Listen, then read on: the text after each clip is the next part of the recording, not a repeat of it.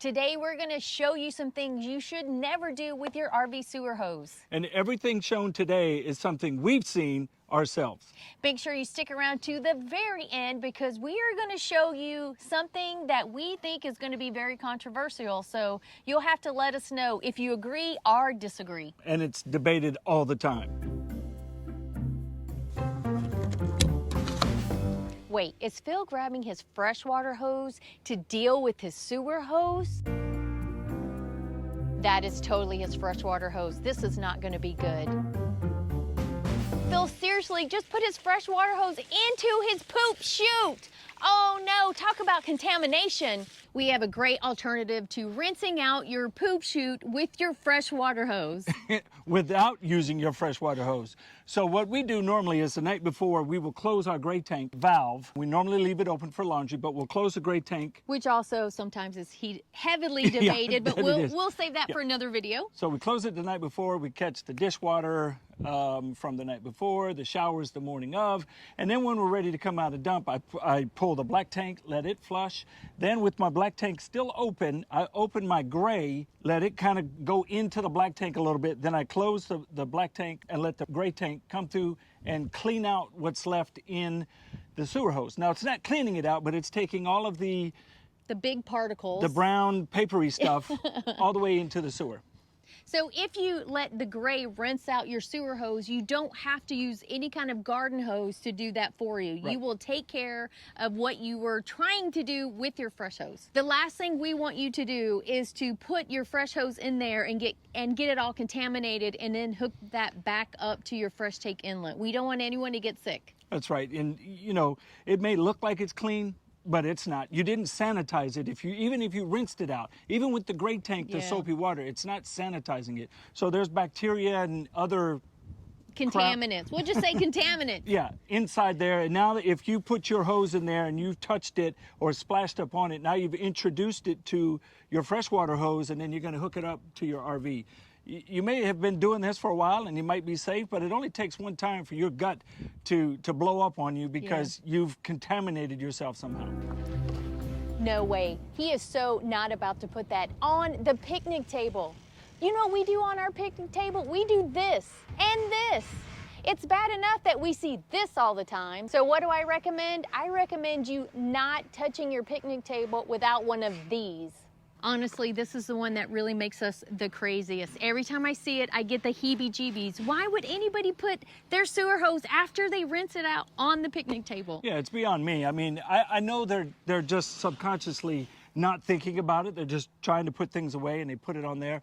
But it's not their table. They're not the only ones that are using it. It's for everybody. And we've worked at some campgrounds, and we know that tables don't get cleaned nor disinfected in between stays. So doing that, that's a big no-no. Reminder, our 2022 t-shirts are now on sale for one more week. And because we changed our name from You, Me, and the RV to Today is Someday, we are opening up all of our previous shirts. So all of those graphics are now available until the 30th. If you missed one of the previous limited edition sales that we had, now's your time to go back and order them. Now, the best part about our t-shirt sale is it's one of our best fundraisers for our veteran charity. So $1 from every shirt will be donated to Homes for Our Troops. But wait, it gets even better. We have two companies who have agreed to match our t-shirt sales. The first one is RV Life, and as you guys know, we've been partners with them since I found RV Trip Wizard 4 years ago, and we have loved working with them.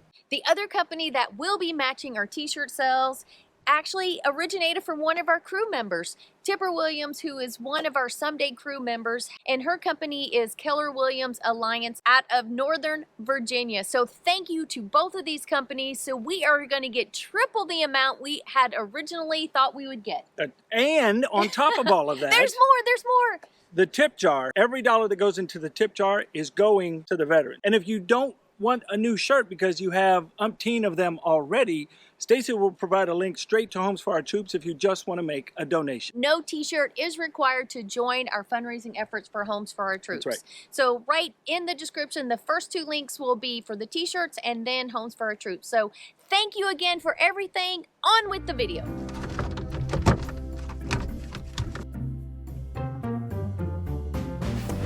so great. I finally got him to wear gloves, and now look, this is another huge problem. As a nurse practitioner, this is another thing that makes me crazy.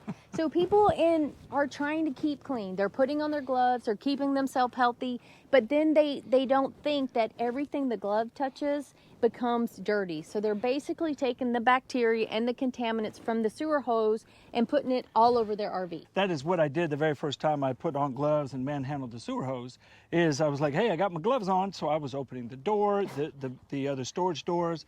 I was grabbing other things. You know, I would grab the stinky slinky or my water filter with my glove hands on, not knowing or thinking about what could be on there that now I've just transferred to everything that's clean.